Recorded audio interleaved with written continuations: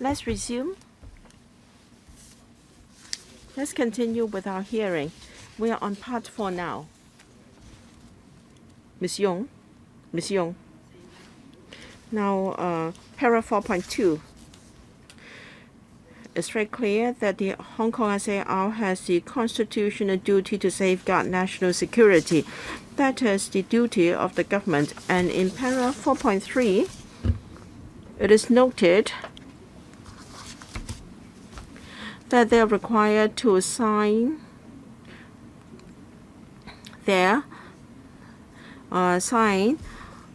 a declaration indicating that the signatory confirms that all purposes and objects of the trade union are lawful and that the union will not perform or engage in any acts or activities that may endanger national security. And para 4.6 says that they will consider issuing guidelines, but there is no mention of asking them to sign a declaration. So I'd like to know what are the guidelines. Will you also implement the requirements under the registration of trade unions? We thank the audit for making that recommendation on safeguarding national security. Yes, we attach a lot of significance to national security. We will require the course providers to follow our guidelines issued by the Education Bureau. We'll look at the content of the programs, the teaching mode. Require course providers to supervise and manage their staff, and that is what is required in the national security law. Hopefully, that can enhance the awareness of the need to safeguard national security. Now, if there are problems in our guidelines, we'll require the course providers to establish a complaint mechanism. For instance, during classes, if there is anything that is a suspected breach of national security law, then they can seek the help of law enforcement agencies. We'll continue to communicate with course providers to ensure that the guidelines will be operational and will not affect their academic autonomy. Any individual, any organization should comply with the national security law, and they must not engage in any acts or activity that may endanger national security. We are going to implement this. Thank you.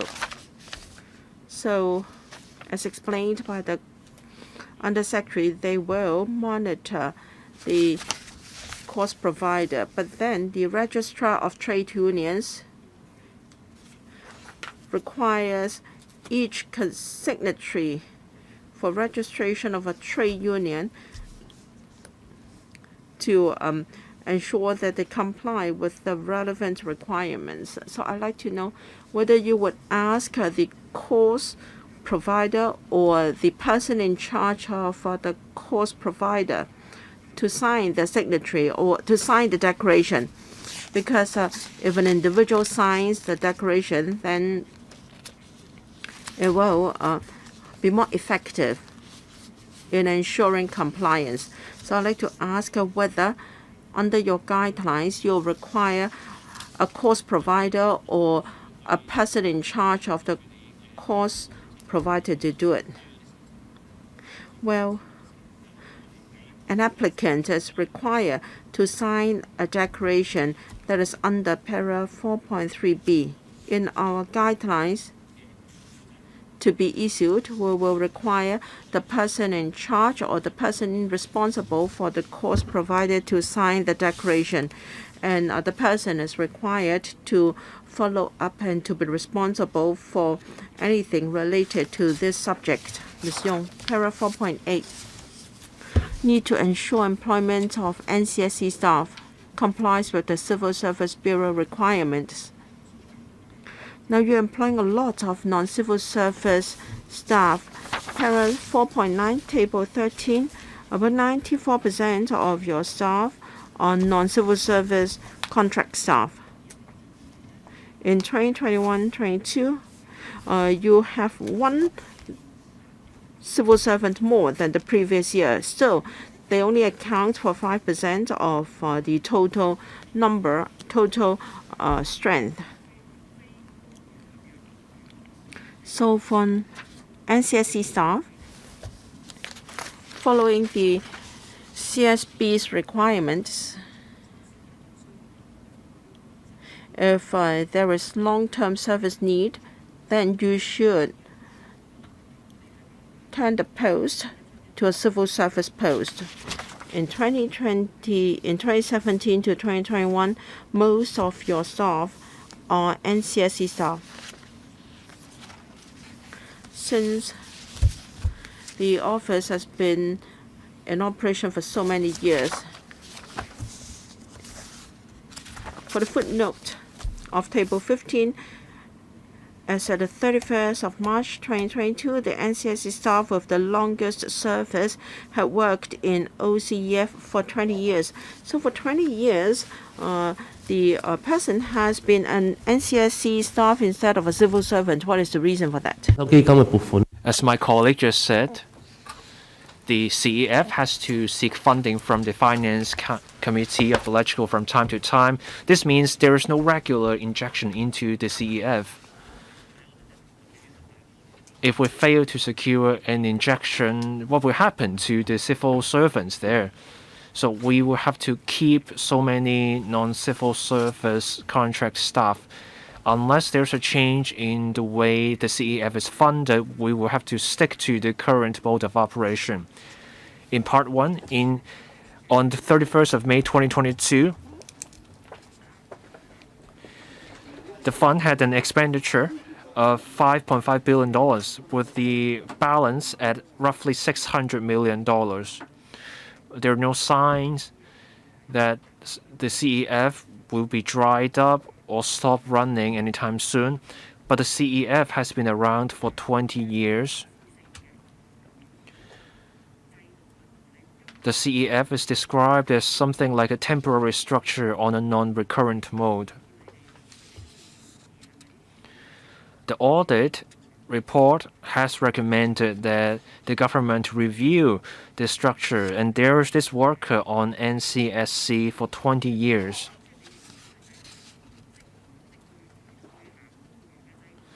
Is there something about the fund that makes you think it's not suitable to engage more to hire more civil servants? Or is there something that prevents you from turning these posts into civil service posts? Mr. Andrew Tsang, the CEF is run on a non-recurrent mode. When the funding is almost up, we come to the Finance Committee of LegCo for funding. Back in 2018, we came to the Finance Committee. We got the funding, but the funding will only last the CEF up to 2026, and then the fund will dry up. Based on the rate at which the money is disbursed, the fund will be depleted around that time, that is 2026. The CEF is not of a recurrent structure from the government's perspective. Now, do we get civil servants to do the work? For staff at a higher rank, say the head of the OCEF, that will be a civil servant, that is a chief executive officer. But for most of the staff there are mostly workers on non-civil service contracts. We pledge a review of the structure, and we have conducted a review. In engaging the contract staff, we have to update the Civil Service Bureau on the progress. We will keep the situation in view.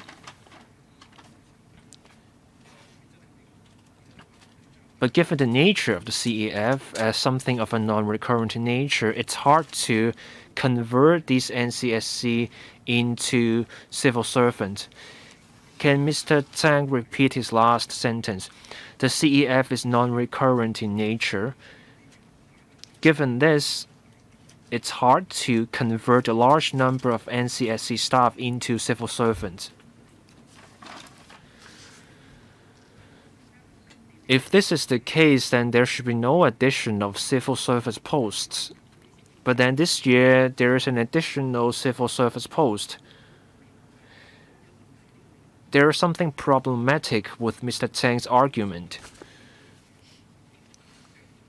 Mr. Andrew Zhang, last time another member also raised questions about a large number of NCSC staff at the Office of Continuing Education Fund. There are civil servants overseeing the operation of the CEF. I'm part of the work. The head of the OCEF is also a civil servant, a chief executive officer, but then we only have a small number of civil servants directly involved in the work of the CEF. After all, CEF is run on a non-recurrent mode.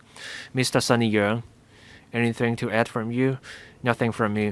Chair, I take issue with this argument. The government puts a civil servant only in the management rank. But by doing so, the government is exploiting the contract staff. These contract workers have worked there for 20 years or many years.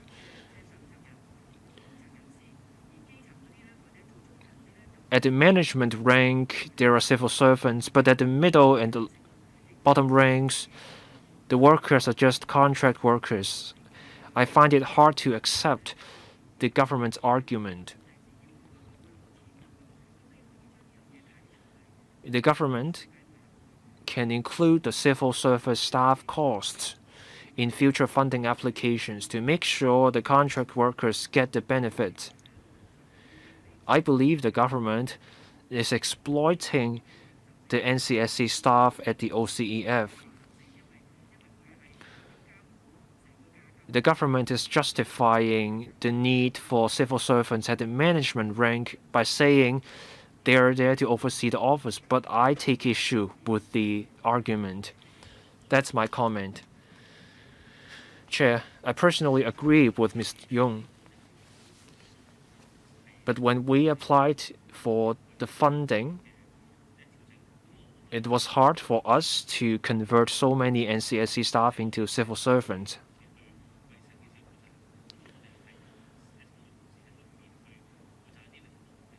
The civil servants had the operation of the office, but we have noted Ms. Yong's comments. In our future funding applications, we will explore whether adjustments can be made in our proposal. A reminder to everyone, please answer the question only when I give you the cue. Any follow-up questions from you, Ms. Yong? No further questions on this part, but I want to raise this question about the website. In paragraph 4.18, some links were reportedly no longer working and were not mobile friendly for mobile devices. So how are things coming along in terms of updating the website and other things? And for the update, we were already halfway through our updating exercise. The layout and content of our website will see major changes. We are at the final stage of the exercise, so that around Q1 next year, the new website will go live. The new website will address some of the outdated elements and problematic aspects of the website as identified by the Director of Audit. Paragraph 4.24, the questionnaires. The response rate was very low, somewhere between 0.5% and 1.5%. What measures will the government take to boost the response rates to the opinion surveys? Will the government work with the course providers to boost the response rates?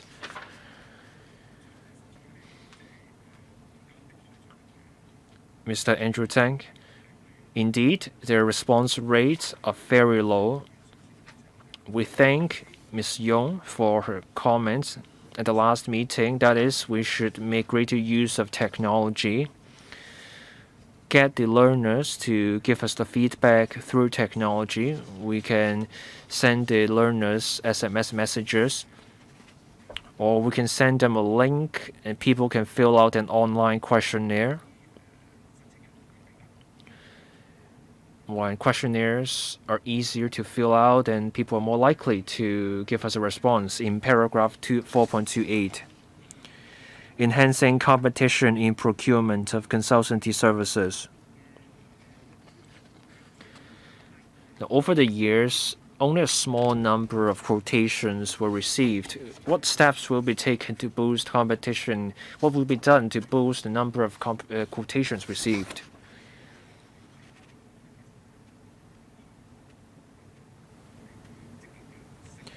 We will be more proactive in identifying suitable service providers. We reach out to them and encourage them to submit a tender. Before inviting these potential providers to a tender exercise, we will give them a briefing to give them a sense what we are doing and help them decide whether the tendering exercise is for them.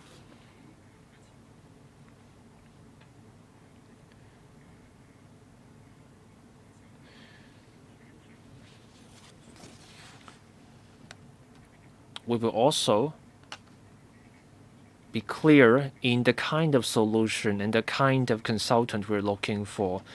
That's how we can decide whether we can relax the requirements for eligible consultants so that more consultants can provide quotations.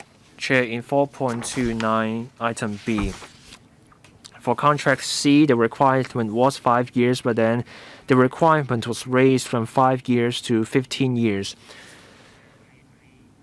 What is contract C about? What kind of service is involved? Why this increase in the requirement of relevant experience from 5 years to 15 years? Why increase this requirement from 5 years to 15 years of relevant experience? Chair, this is something that happened a while ago. For contracts A, B, and C, these are contracts, different contracts on different things. For contract C, we were looking for more years of relevant experience.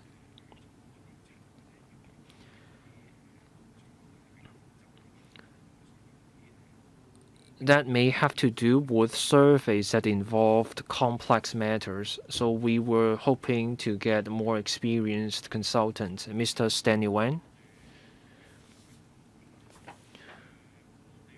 I thank Ms. Yong for her question. We went through the contract, that is contract C. The 3 contracts were of similar natures. We were trying to engage consultants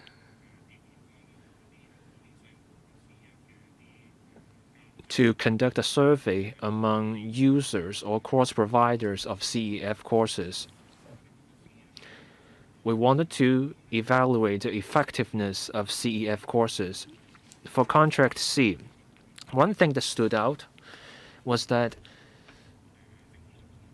within the government, we felt that the CEF has been around for many years. We wanted to have a consultant to dig deeper in the questions put to the users. That information would help the government come up with more specific enhancement measures for the CEF. And indeed, The information we got out of Contract C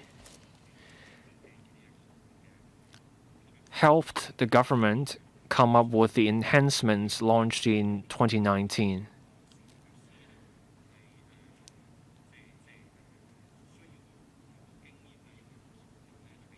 Now, the increase in the years of relevant experience as a requirement for Contract C was that the government was looking for consultants could put more concrete questions to users so that the government could get a picture of how the CEF was running. Chair, the government justified the move by saying they were looking for consultants who could put more specific questions. But the government was clearly instructing the consultants on the kind of questions to be included. But why this massive increase in the years of experience required? The government was looking for something specific and then instructed the consultant accordingly. Why look for a consultant with 15 years of experience? Any other consultant could do the job. The government increased the years of experience required. That led to just 2 quotations being submitted by would-be consultants. By looking for 15 years of relevant experience, the government ended up with just 2 quotations. Is there a need to set such a high threshold? And this is the problem I want to point out, and that's my comment. Any follow-up questions? We have already covered digitalization. Different government agencies should be able to share the data and have common platforms so that the Labor and Welfare Bureau has access to the data from the Working Family and Student Financial Assistance Agency that will lead to time savings and also reduce the need for manpower.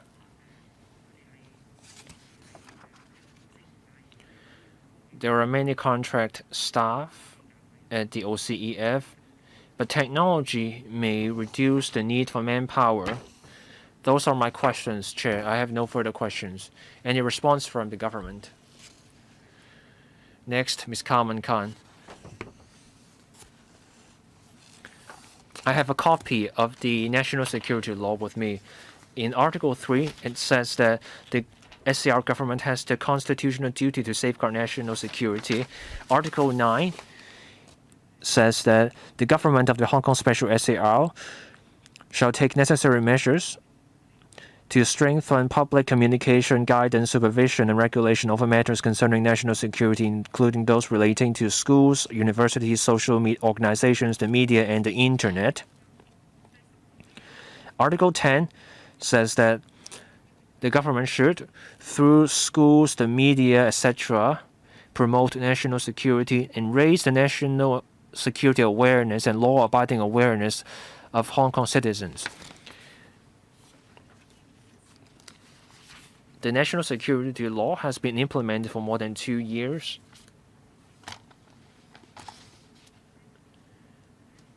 Over the past year, there were more than 50,000 applications for reimbursement under the CEF, but the NSL-related provisions have not been incorporated yet. In paragraph 4.6, I find the government's response unsatisfactory. So I'm looking for a response that shows greater determination. Let's look at paragraph 4.6b. The head of the WSFAA agrees with the audit recommendation, but audit will do is that it will, in conjunction with the WLWB, consult course providers. The agency has failed to understand the duty on the HKSAR.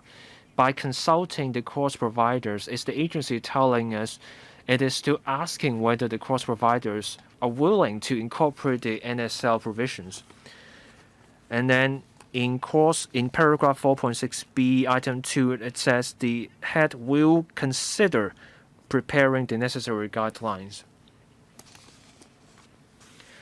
The Labor and Welfare Bureau has pledged to take on board our comments. So will the provisions related to national security be incorporated into the terms and conditions for course providers, such that the course providers have to comply with those terms and conditions, instead of just consulting them or considering preparing guidelines? And as Ms. Eunice Young was saying, the person in charge of the course providers need to sign a statement and take the responsibility. Can I get a response from the government? We agree with what Ms. Khan said. As mentioned, we will implement the relevant measures early next year. Sorry, Chair. I'm not talking about a guideline. I'm talking about the requirements that should be incorporated into the terms and conditions, because guidelines are not powerful enough, because we need the person in charge of a course provider to sign a declaration. Yes, Undersecretary.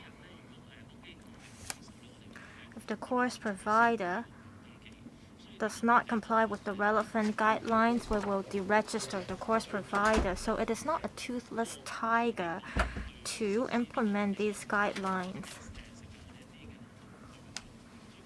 When a course provider, even though it is not a direct service contractor, it has to comply with the national security law. And in order to receive the government fund, they have to comply with certain requirements. So we ask them to comply with the guidelines. So this is not a common guidelines that we see normally. If they don't comply with the guidelines, we will consider deregistering the course providers. Ms. Khan. I hope that when the government prepares or drafts the guidelines, they should consult DOJ for legal advice.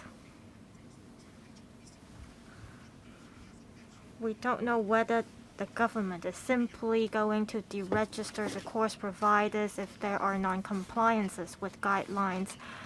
I think they should incorporate the guidelines or requirements into the terms and conditions. As to how the government should implement them, well, we are not in the position to give legal advice. I think the government should consult DOJ. Do you require a response from the government? Yes. We will consult DOJ, and we will make sure that the course providers will comply with the requirements for CEF. As for the 85 NCSC staff, we mentioned that there would be enhancement in terms of digitalization. Does the government have any analysis on that relating to the effect of digitalization? Mr. Zhang, we mentioned that we hope that we can further enhance digitalization in CEF's operations, and that the course providers or relevant institutes can communicate with us in electronic means. If we can make such arrangements in our system, I believe that it will help relieve the burden on manpower.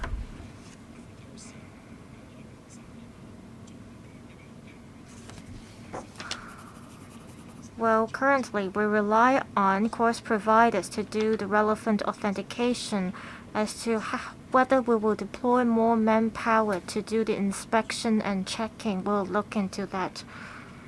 But as mentioned, we will definitely make use of the IT system to enhance efficiency.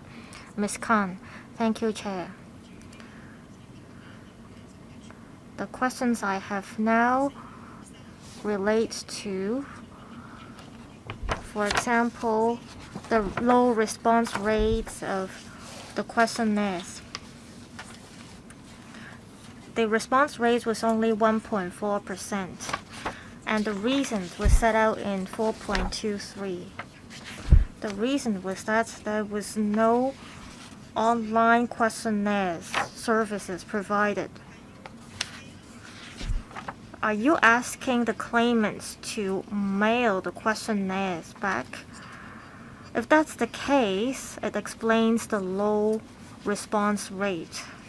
I don't need a further response from the government side on this. As for procurement of consultancy services, thanks to the audit report, we know what the government needs to work on. Perhaps in the future, the government should focus its work on enhancing digitalization. As mentioned by Ms. Yong, LWB has the role in monitoring the services or operation. Is there a way for the relevant departments to get access to the data through a centralized platform? It was a consultancy services provided back in 2016. So through the audit report, we are aware that the government has to focus on enhancing digitalization, and in paragraphs 4.33 and 4.34, again it talks about the need of digitalization.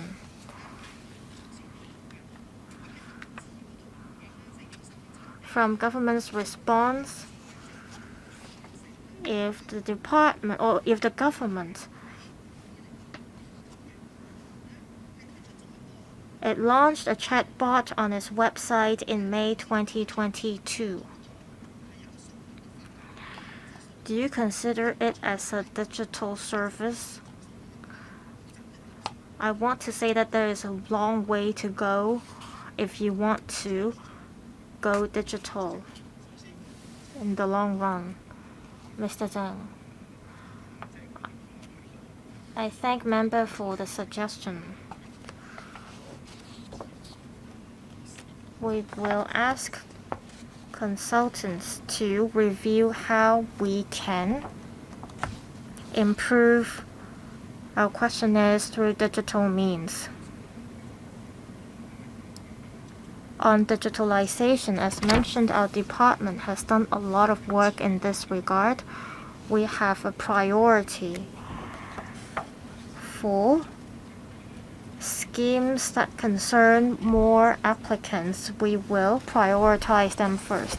As for the chatbot launched by us, it is a 24-hour service launched on our website, providing services or inquiry services round the clock. For instance, if a claimant or an applicant wants to inquire about the services, they can make use of the chatbot. It is not a common service among government departments. It is an innovative service, and the commercial sector may be making use of this kind of services as well. Thank you, Mr. Zhang. Ms. Khan? I thank the government for the response. They are aware that they should enhance digitalization.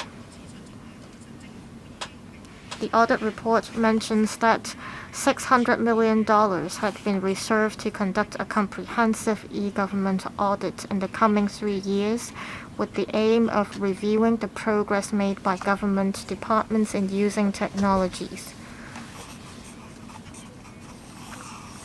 I believe CEF can also benefit from the budget reserved in reviewing its system or operation.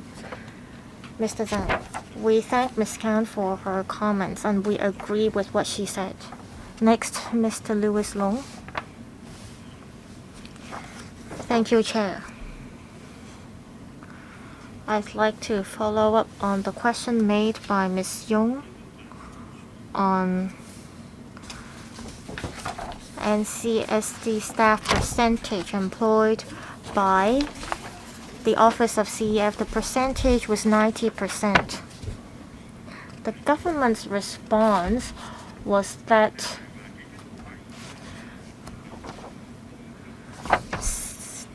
the fund is operating on a non-recurrent mode. That's why there is a high percentage of NCSC staff, because it's hard to convert them into civil servants. If this is the root cause of the problem, I want to ask LWB, under what circumstances would you turn the fund into a recurrent one? What factors do you take into consideration? Undersecretary. Thank you, member, for the question. This concerns the use of expenditure, and we have to talk with the financial departments of the government to see if we can change the nature of the fund. Mr. Long.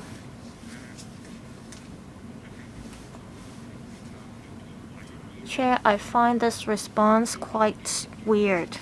The fund has been operating for so long. According to the audit's report, the NCSC staff that has worked for the longest time had worked in OCEF for 20 years.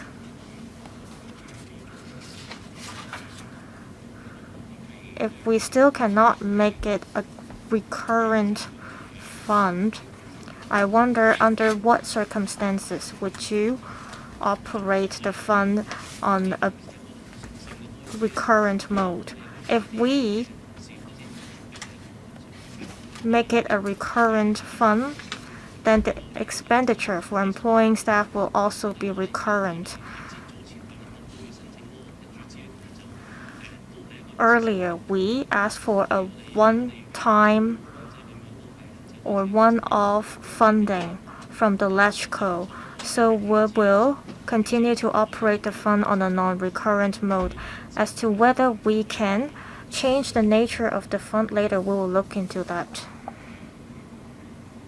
Mr. Long, I hope the government can really take that into consideration. I have no further questions. Any other questions from members concerning Part 4 of the report? Ms. Khan. Chair, the government said that they will review the situation when they approve for funding next time. Well, I have concerns about that. If you look at the report, in 2018, they asked for $10 billion. And now they still have $10.68 billion in reserve, or $1.68 billion on reserve.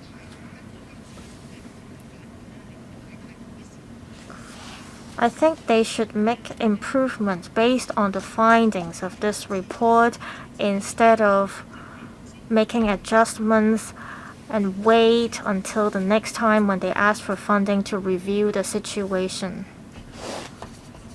The government said that they would review the service target of 252 inspections. So for this matter, I don't expect the government to wait until they ask for funding next time to do a review. we expect that in 2025 to 26 the budget will be used up. If there is a decision, then we will ask for funding earlier from FC, and by then we will review the situation. I understand members want us to have a review earlier.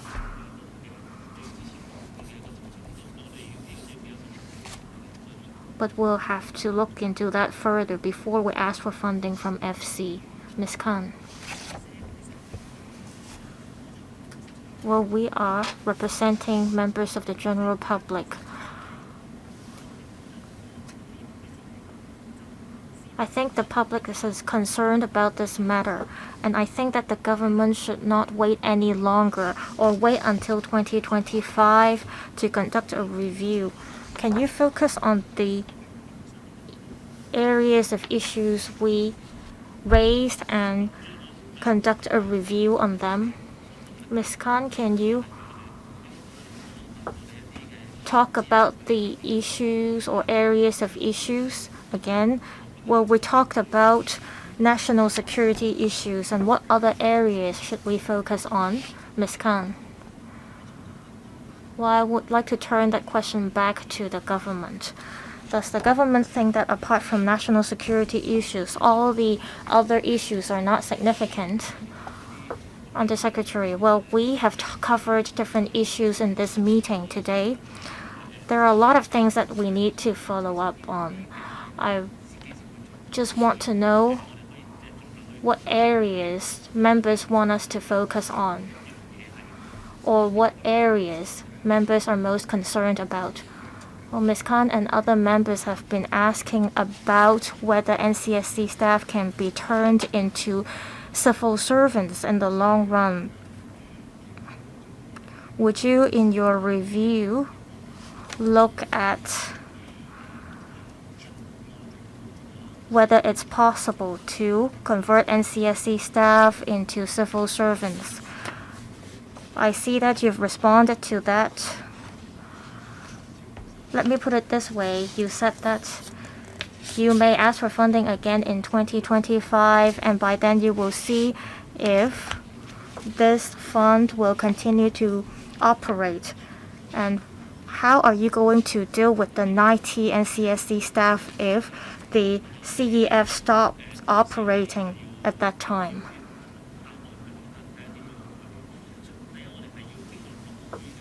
First of all, we have to go through LegCo, then the FC, when we apply for funding. Perhaps I will ask Mr. Wen to supplement. Let's say in 2026 the CEF stops operating, or you fail to get funding from or approval for funding from FC. How are you going to handle these NCSC staff? Are you going to dismiss them or transfer them to another government department?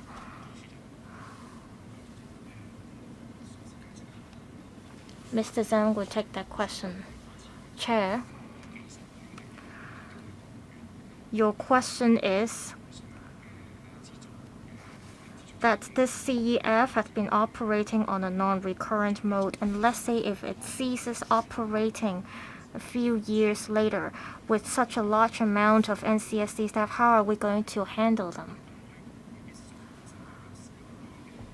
Well, this kind of situation is rare within the government. Sometimes after a review on services, we do have such kind of situation. And the way we normally handle it is to first cancel these posts. But for the civil servants which have been employed, we will work with the CSB to see how we are going to deal with these staff. Under CEF,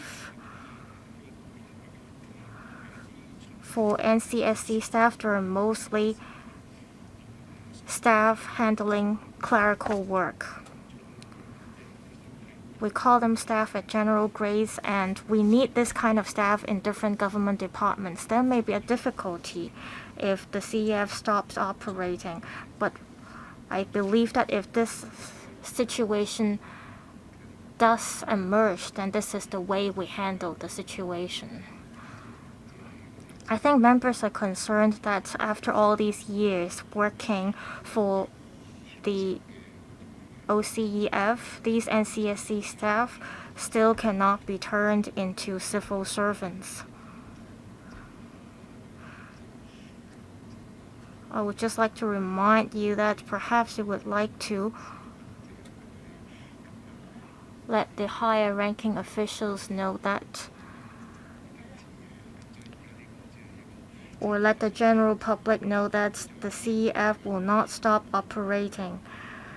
It is currently operating on a non-recurrent mode, but hopefully one day it will become recurrent. And perhaps you can take this opportunity to reflect our concerns to the higher ranking officials. Yes. Ms. Khan. Thank you, Chair, for finding out the arrangements for NCSC staff on our behalf. So for Roman 5 to Roman 11, some from para 2 to 26, I think they are equivalent to 25 audit findings. And then your point, there is a part on national security. So I would like to know the improvement measures. What is the undertaking on the part of the administration? Because in paragraph 28, it is said that the Secretary for Labour and Welfare agree with the audit recommendations. So you're going to implement these recommendations. What is the timetable for implementation? Ms. Khan was referring to page 10 and page 20, and also she was referring to the executive summary, and then Ms. Khan is saying that since the NCSC staff have served the office for a long time, they should become civil service posts. While you say that you agree with the order recommendations, and in para 24 you have another comments. So what is your position? Now there are 25 audit findings, starting from page 2 to 26. Now I'm just referring to the executive summary. If we look at the summary page by page, I think there are even more than 25 findings. The audit has come up with so many recommendations which the administration has accepted according to paragraph 28. So can you give us a timetable for implementing the recommendations? Administration. I believe there will be a government minute in response to the PAC report, and we will have a timetable for implementing the recommendations and to provide responses. Ms. Khan, I have no more questions. All right, any more questions from members in relation to part 4? If not, Ms. Yong, can you conclude? Thank you, Chair. There are 4 parts in the report. Monitoring of reimbursable courses and course providers, reimbursement claims, other issues, including issues related to national security and also NCSC staff. With regard to Part 2, monitoring of reimbursable courses and course providers and introduction, many members are concerned about the relationship between the Bureau and the agency and the Council. They have their respective functions and duties. We would like the administration to coordinate. And please use technology to address communication and also coordination among the 3 parties. how come the Council has a regulatory function and yet it is not regulating these course providers properly. I hope the Bureau would consider the recommendations of Audit and also our views. The Bureau has accepted most of the recommendations, and I hope the administration can consider the feasibility of these recommendations and when they can be implemented. And members have also asked for a timetable for implementation. We expect more concrete replies from the administration. And for reimbursement claims, our concern is mainly promotional materials, whether they are using different tactics to attract students or whether they're using illegal means to attract course participants. So you should look at their application procedures. Of course, the administration has said that they have asked course providers to provide copies of their publicity materials, but the administration should really oversee how they use such publicity materials. The government must be more proactive. As for the time for processing claims, now from the time of receipt of a claim to commencement of processing, the time is too long. Hopefully the office can address this point. And as for other issues safeguarding national security, of course, we care about this and we understand that they're going to deal with the guidelines next year. But who will have to sign the declaration and how they deal with the declaration, the response from the administration is they're going to consult the DFJ, and we've all made our suggestions to the administration. Hopefully they will consider our suggestions and please make good use of technology for your monitoring work. Hopefully the fund can be regularized, and please evaluate whether the fund should be regularized and see whether NCSC positions can be turned to civil service posts so that they can serve the community in the capacity of civil servants. I think these are main concerns of our public hearing. I hope the administration can consider all these. Any response from the administration? Mr. Zhang? Yes, we have noted views and suggestions from members. We are grateful to our members for these views, and we will give an account of our work in relation to audit recommendations. Anything more from the Director of Audit? No? Then we've completed our public hearing on all four parts of Chapter 1 of Report number 79. We thank representatives from the Bureau, the Office of the Agency, and the Council and the Audit Commission for their attendance. The administration has promised to provide information on some of the queries raised today, and please follow up with our Secretariat. That ends our meeting. Thank you very much.